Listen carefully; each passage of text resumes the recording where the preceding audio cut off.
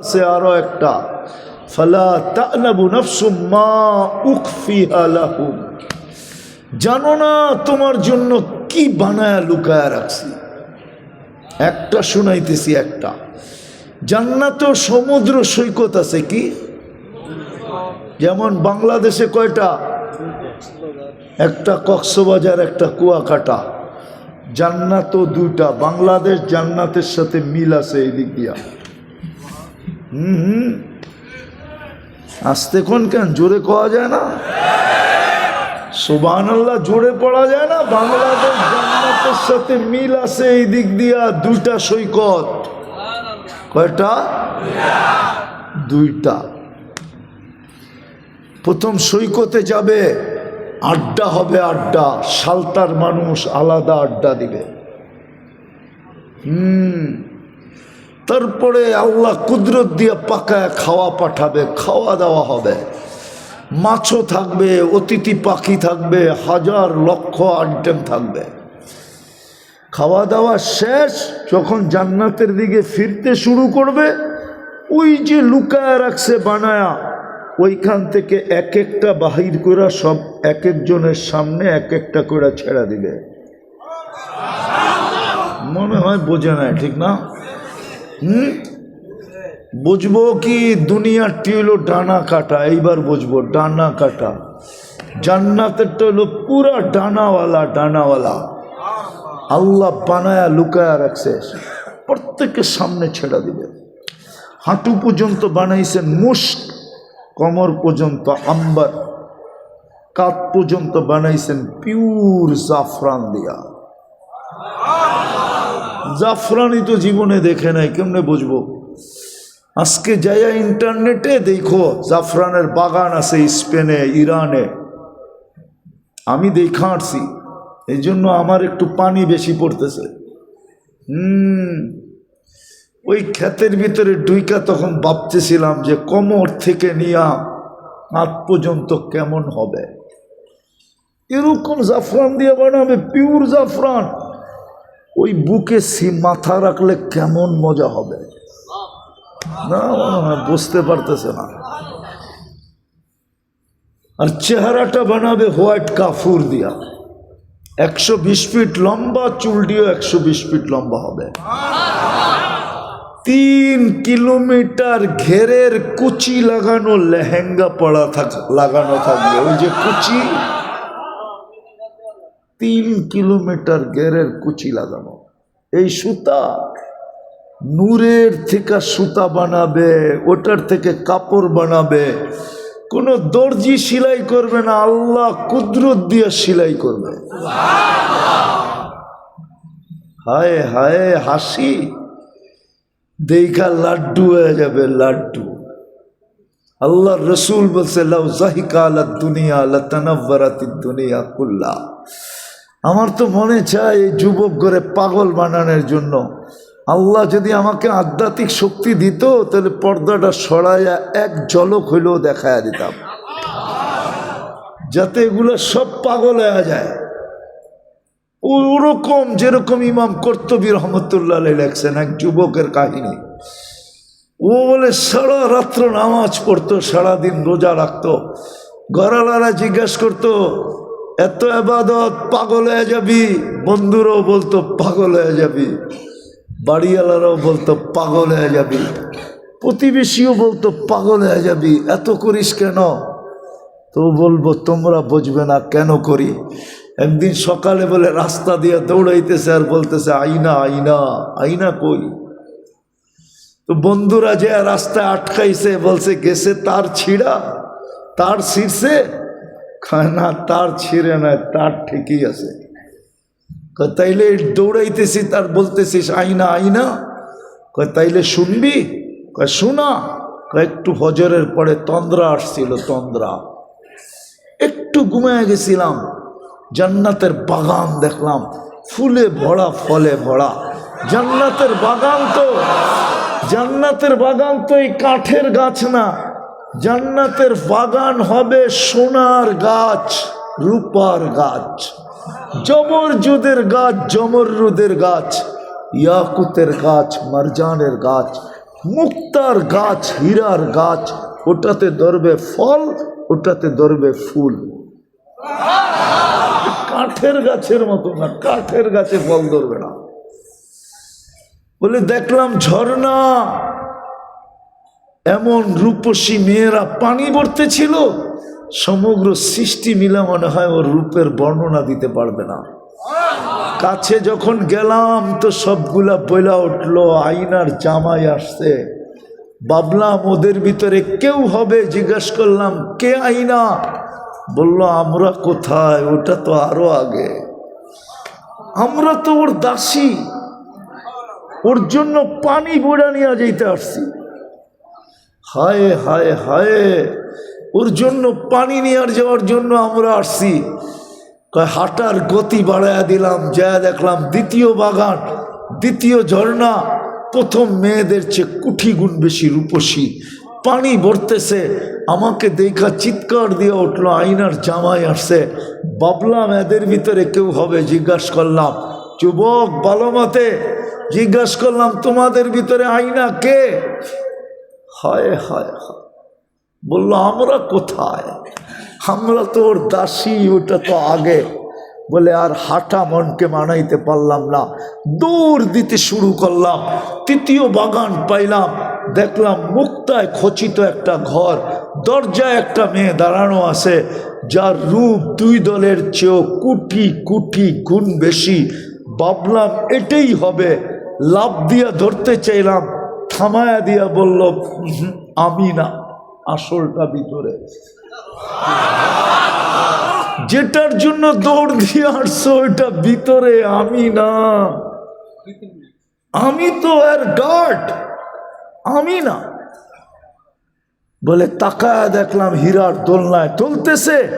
হায় হায় হায়, যার রূপের বর্ণনা দিয়ে কেউ শেষ করতে পারবে না। বলে লাভ দিয়া গলায় ধরতে চাইলাম, জাম্প দিয়া গলায় ধরতে চাইলাম, থামায়া বলল এখন না, আজকে তোমার ইফতারি আমার কাছে হবে। কাহিনী শোনানো শেষ, যুবক একটা চিৎকার দিছে আর জানটা বাহির হয়ে চলে গেছে। সত্য যুবক, ওই জান্নাত দিয়া লেনদেন।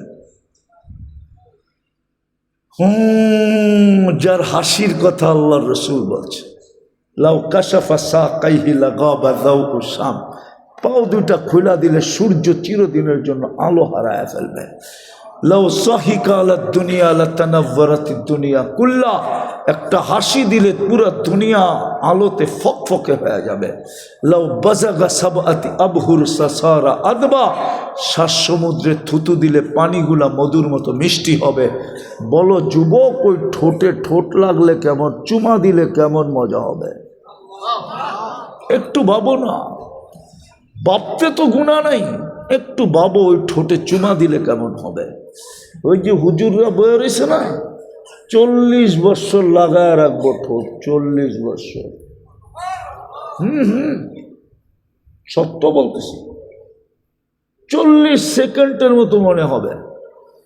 40 বছর পরে গালে চিমটি দিবে আর বলবে খালি ঠোঁট, আলাইসা লাকা ফিয়া রাগবা, আমার ভিতরে আর আকর্ষণের কিছু বানায় নাই আল্লাহ, খালি ঠোঁট লই 40 বছর শেষ।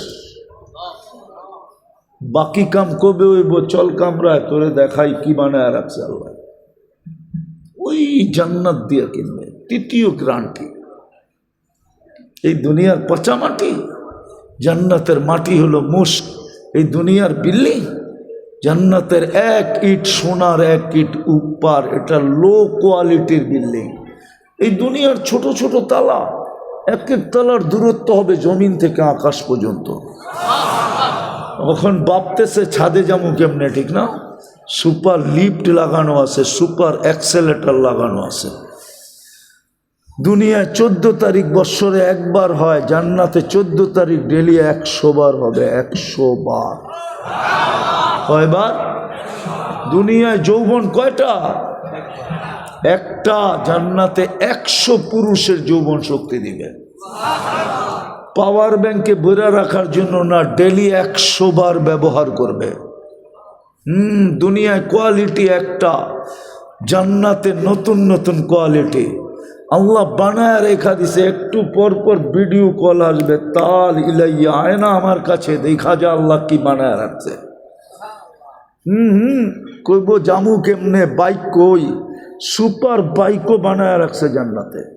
ইন্না ফিল জান্নাতি লাখাইলা, জান্নাতে ঘোড়া বানানো আছে, মিন ইয়াকুতাতিন হামরা, লাল টকটক ইয়াকুত পাথর দিয়া, ওয়ালাহু আজনিহাতান, দুটা ডানা আছে, ইয়ারকাবুর রাকিব ওয়া ইউসিরু হাইসু ইয়াশা, চড়বে আর চোখের পলকে যে নেমা যাবে, মুখ দিয়া বলতে হবে না কোথায় যাবে, ও জানবে ভিডিও কল করতে কাটছে, নামায় দিবে, নামবে আর বুকে বুক লাগবে আর বলবে আনা হুব্বুক ওয়া আনতা হুব্বি, হায় হায় আমি তোর ভালোবাসা, তুই আমার ভালোবাসা। জিজ্ঞেস করবে তোর নাম কি, কয় দুনিয়ায় মনে হয় কোরআন পড়স নাই। আসলেই তো আমরা পড়ি না, ঠিক না? পড়ি? হ্যাঁ, এই মজমায় কয়জন আছে ডেলি কোরআন শরীফ পড়ে? বেশিরভাগ লোকই তো পড়তে জানে না, ঠিক না? হ্যাঁ, আমার কোনো আপত্তি নেই, আপনাদের বিরুদ্ধে কোনো অভিযোগ নাই। যদি একটা কাজ করতেন, ওটাও তো করি না, কোরআন নিয়ে তো ডেলি একটা চুমোও দিই না, একটা চুমোও তো দিই না, একটু ছুঁয়েও তো দেখি না। আল্লাহর কালাম প্রত্যেক ঘরে রাখা আছে। হায় জানি না মরার আগে আল্লাহ এই আধ্যাত্মিক শক্তি আমাকে দিবে কিনা, মনে হয় না দিবে, তাইলে আমি শুনায়া দিতাম। এই বাড়িগুলাতে কোরআন বদদোয়া করতেছে, বদদোয়া লাউড স্পিকার দিয়ে আপনাদেরকে শুনায়া দিতাম, কসম খোদা। কোরআন বদদোয়া করতেছে প্রত্যেকের ঘরে, ছুঁয়া দেখে না বৎসরের পর বৎসর, বুকে লাগায় দেখে না, চুমা দিয়া দেখে না, পড়তে পারেন না, তাতে কি আসে যায়? হায় হায়, সামান্য একটু I.U লেখানের জন্য ছোট বাইরে পাইলে পুরা দোকান কিনা দিয়া দিতে চায় যুবকরা, ঠিক না? খালি চিপস না, চকলেট না, ললি না, পুরা দোকান কিনা দিয়া দিতে চায়। তারপরও যদি ওই দিল নরম হয়, আমার একটু লেখা দেয় I.U, মানে বোঝে না ওরা, কিন্তু সারা দিনে একবার কোরআনটারে চুমা দিতে চায় না। আল্লাহর কালাম। তো জিজ্ঞাসা করবে তোর নাম কি, কোরআন মনে হয় পড়িস নাই। কোরআনে লেখা আছে আমার নাম মসজিদ, ওয়ালাদাইনা মসজিদ, মসজিদ আমার নাম। তোর বিনোদনের জন্য আল্লাহ বানায় রাখছে আমাকে। সবচেয়ে ছোট জান্নাত এই দুনিয়ার 10 গুণ বড়। কত কত? এইখান থেকে নিউ আমেরিকা পর্যন্ত আরো বড়, হ্যাঁ আরো বড়, অস্ট্রেলিয়া আরো বড়। এই দুনিয়ার 10 গুণ সমান 2,40,000 মাইল। ওই জান্নাত দিয়ে লেনদেন করবে। চলে আসছি সে জায়গায়, বেশি দরকার ছিল না এই উম্মতের জন্য। 2টা কাজই যদি করত তাহলে আজকে এই দুরবস্থা হতো না। মুসলমান শুধু চিৎকার দিতেছে আর কিচ্ছু করতে পারতেছে না। একটার পরে একটা দেশ মাটিতে মিশতেছে। 250 কোটি মুসলমান দুনিয়াতে। কয়শো? কত? 60টা মুসলিম দেশ। কয়টা? 60টা মুসলিম দেশ, 60টা। দুনিয়ার সবচেয়ে বড় টাকা 4 দেশের কাছে। কয় দেশ? চিনেন? কইবেন তো আমেরিকা, ঠিক না? বলবেন তো ইউরোপ, ঠিক না? কারণ আপনাকে অঞ্চলে ইউরোর অঞ্চল না। বৃহত্তর ফরিদপুর তো হইল ইউরো, ইউরো, ইউরো। মাদারীপুর যাইবেন দেখেন টাকা চলে না, ওইখানে ইউরো চলে। শরীয়তপুর যাইবেন দেখবেন ওইখানে টাকা চলে না, কি চলে? ইউরো। বোঝেন? ইউরোপের টাকা। 4 দেশের কাছে দুনিয়ার সবচেয়ে বড় টাকা, কুয়েত, বাহরাইন, ওমান, ব্রুনাই। তারপরও মুসলমানের এই দুরবস্থা কেন? আপনার দেশে না আপনি একটু মাথা উঁচা করে আছেন, তাও মাথা উঁচা কোথায়? কোথায় আপনার মাথা উঁচা? আপনার দেশেও তো আপনার মাথা উঁচা না। উঁচা? গরিবের মাথা উঁচা? উঁচা তো না। দুরবস্থা কেন? কেন দুরবস্থা? আল্লাহর হুকুম না মানার কারণে দুরবস্থা। নাইলে হুজুররা আমারে যুক্তি দিয়া মিলায়া দিতে পারবে না যুগ বিয়োগ ফিলিস্তিন কেন এই দুরবস্থা, মিলায়া দিতে পারবে না। এক হুজুরও আমাকে যুগ বিয়োগ মিলায়া দিতে পারবে না। চ্যালেঞ্জ, বাংলাদেশের যে কোনো হুজুর নিয়ে আসেন, চ্যালেঞ্জ, আমাকে যোগ বিয়োগ মিলায়া দিতে বলেন। 2 বৎসর 1 মাস, আজকে গেল 4 তারিখ, একটু পরে হবে 5 তারিখ, 7 তারিখে 2 বৎসর 1 মাস হবে ফিলিস্তিনের যুদ্ধ। আপনি ফিলিস্তিন চিনেন? শুধু মিডিয়ায় দেখা চিনেন ফিলিস্তিন, ফিলিস্তিন চৈসা দেখা চিনেন না।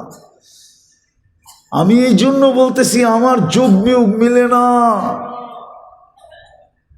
যে ফিলিস্তিনে মাটির সাথে মিশি কি করা, বোম ফাটেই কি করা, নবীরা তো কবরে জীবিত। ওলামা একমত হবে নবীরা কবরে, ইব্রাহিম আলাইহিস সালামও তো জীবিত, উনি তো ফিলিস্তিনে। ওই গ্রাম তো আমি চিনি, যেই গ্রামে উনি ঘুমায়, ওটার নাম ওয়াদি খালিল। ওই গ্রাম তো আমি চিনি যেখানে মুসা আলাইহিস সালাম ঘুমায়। ওই গ্রামের নাম হলো ওয়াদি মুসা। ওই গ্রাম তো চিনি আমি যেখানে মুসা আলাইহিস সালামের শ্বশুর ঘুমায়, শুআয়ব আলাইহিস সালাম। মুসা আলাইহিস সালামের শিষ্য ঘুমায় ইউশা বিন নুন। এই 4 জন ছাড়াও আরো 70 জন নবীর কবর ফিলিস্তিনে। চিহ্ন দেওয়া দেওয়া দেওয়া দেওয়া, চিহ্নিত, অচিহ্নিত না। 45,000 সাহাবাদের কবর। আমি তো বড় জোর দিয়া মিডিয়ায় বলি, জোর দিয়া, বাংলাদেশের মাটির নিচে একটা আধ্যাত্মিক শক্তি আছে। ওটা নিয়ে যে খেলবে, এই মাটি নিয়ে যে খেলবে, বাংলাদেশের মাটি ওকে হয়তো প্রথমে রান আউট করতে চাবে, যদি না হয় তাইলে ওকে বোল্ড আউট করবে, যদি বোল্ড আউট না হয় তাহলে ক্যাচ আউট করবে, যদি ক্যাচ আউট না হয় তো সর্বশেষ ছক্কা মাইরা সীমানার বাহিরে করে দেবে। এটাই মাটির আধ্যাত্মিক শক্তি। জানেন ওই আধ্যাত্মিক শক্তি কি? জানি না, হুজুররা একমত হবে না, ইতিহাস পড়লে একমত হবে। এই জমিনের নিচে 2 সাহাবীর কবর আছে, 2 সাহাবীর, তাও 1400 বৎসর আগের কবর। আল্লাহর রসুল হিজরত করেন নাই মদিনায়, তখন 4 সাহাবী আসছিলেন। 2 জনের এইখান থেকে চীনে যাওয়ার সুযোগ হয়েছিল, আর 2 জন এই মাটির নিচেই ঘুমায়া গেছে। কোথায় ঘুমায়া গেছে আমি জানি না। একজন ওহাব ইবনে মালিক আর একজন কাসিম ইবনে হুজাইফ। একজন ওহাব ইবনে মালিক আর একজন কাসিম ইবনে, আরে আবু ওয়াক্কাস, ওহাব ইবনে মালিক, কাসিম ইবনে হুজাইফা। একজন হলো কাসিম ইবনে হুজাইফা আর একজন হলো উরওয়া ইবনে সাসা। 2 জন এই মাটির নিচে ঘুমায় আছে। এই জন্য এই মাটি নিয়ে বেশিক্ষণ কেউ খেলতে পারে না। খেললেই মাটি ওর আধ্যাত্মিক শক্তি দেখায় দেয়। হ্যাঁ, আমার কথা মেনে নেন। তো ফিলিস্তিনে কিভাবে বোম ফাটে? যেখানে মুসলমানের প্রথম ক্যাবলা বাইতুল মুকাদ্দাস, যেখানে ১৬ লক্ষ নবী একসাথে পা রাখলেন মেরাজের রাত্রে, না রাখে না? ওলা আমাদেরকে জিজ্ঞাসা করেন। যেখানে মোহাম্মদুর রসুল্লাহ ইমামতি করলেন, ওইখান থেকে আরশে গেলেন। যেই জমিনের কণায়, বালুর কণায় কণায় বরকত মিশ্রিত, কোরআন বলে বারাকনা হাওলা, ওইখানে বোম ফাটে কি করে? ফাটবে না তো ফাটবে না কেন? মুসলমানের এই দুরবস্থা হবে তো হবে না কেন? আল্লাহ বলে আমি তো লেনদেন করতে চাইলাম তোর সাথে জান্নাত দিয়া, এই জন্যই তো তোকে তিনবার নির্বাচিত করলাম, মানুষ হিসাবে, মুসলমান হিসাবে, আমার বন্ধুর উম্মত হিসাবে। বেশি কিছু তো তোর কাছে চাইলাম না, আমার হুকুমই তো মানতে বললাম, আর বেশি কিছু তো বললাম না। হুকুমও তো বেশি না, অল্প, কনসিডারই তো বেশি। ওলামা কি মানবে না? এই আয়াত কি মানবে না? ইয়াফু আন কাসীর, আল্লাহ বলে 24 ঘন্টা তোর বেশিরভাগ গুনাহ তো আমি এমনি মাফ করে দিই। কাসীর, বেশিরভাগ তো আমি এমনি মাফ করে দিই। মসজিদের দিকে হাঁটলেও তো গুনাহ মাফ করে দেই, উঁচু করলেও তো গুনাহ মাফ করে